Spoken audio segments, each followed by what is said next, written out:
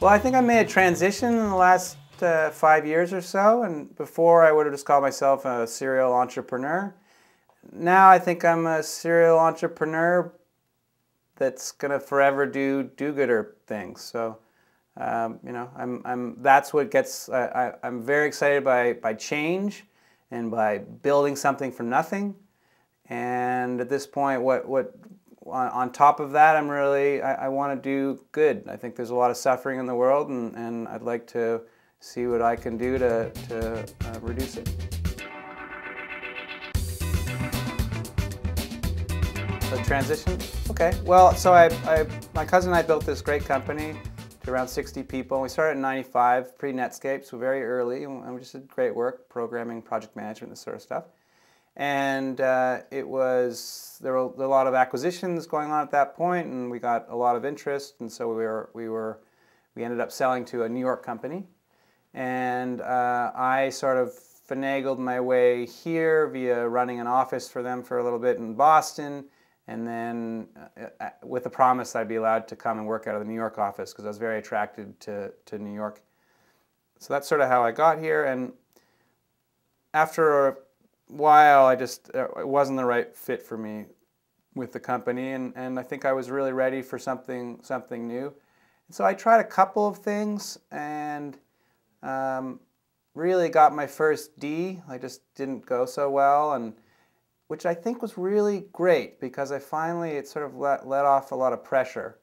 And I think it also focused me. That first thing wasn't particularly positive, and it's more of a benign project, internet-based thing.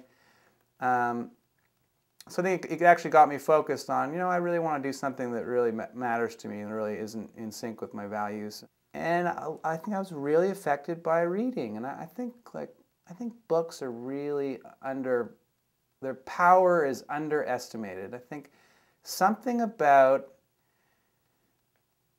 you pick it up, you have to remember where you're at, what the whole overall concept is, you get into it, and you provide energy to it. It's not just sort of fed to you. And so then you put it down, and then you pick it up, and you put it down. It's hundreds of pages often, and it goes over the same stuff in various ways, and so it sinks in a way that I think a lot of things don't. So books are really powerful. I think that really helps. So a lot of my reading on evolution and on green just got me really, and just on sort of social entrepreneurship, this sort of stuff got me very turned on. I was just very excited about the whole prospect.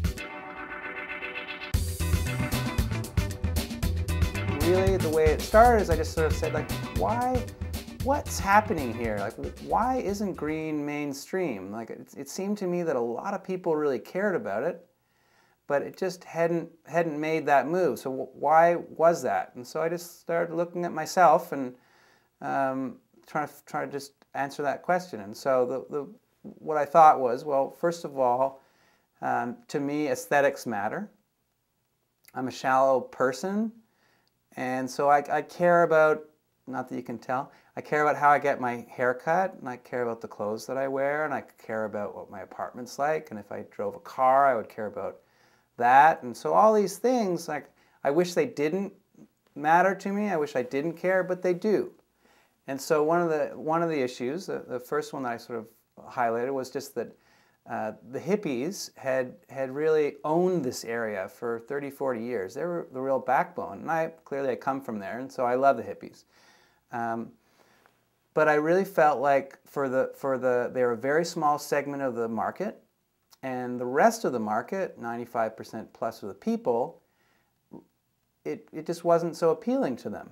So the hippies had done a great job of selling, marketing to that subsegment, and are very green, and there's sort of that whole market sold to. So I figured if it was going to go larger, then it really needed to become more modern and contemporary and of an aesthetic that would appeal to much more of the population. So that was sort of the first one. The second problem I saw was that I'm a busy guy, and and I live in New York, and I work very hard, and so I'm running from thing to thing. And on the weekends, if I'm able to get any time off, I want to relax and see my friends and do this sort of stuff. So the real challenge at that point was that it really wasn't convenience. So convenience is the real killer, and I think you really need to make it easy. So if I needed to find that pair of organic cotton pants or low VOC paints, or figure out, if I was going to buy a hybrid car or something, these are activities that would take hours and hours, and so ultimately they just wouldn't end up happening, or wouldn't end up happening enough. So the second problem that I saw was just one of convenience. We really needed to make it convenient. The third was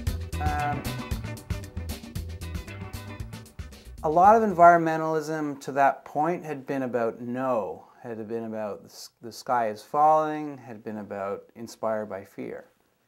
And I actually think that's, we need a whole bunch of approaches to this problem, and that approach is actually really important. It's important for people to understand the gravity of the situation, and that there are major issues, and all that's very important.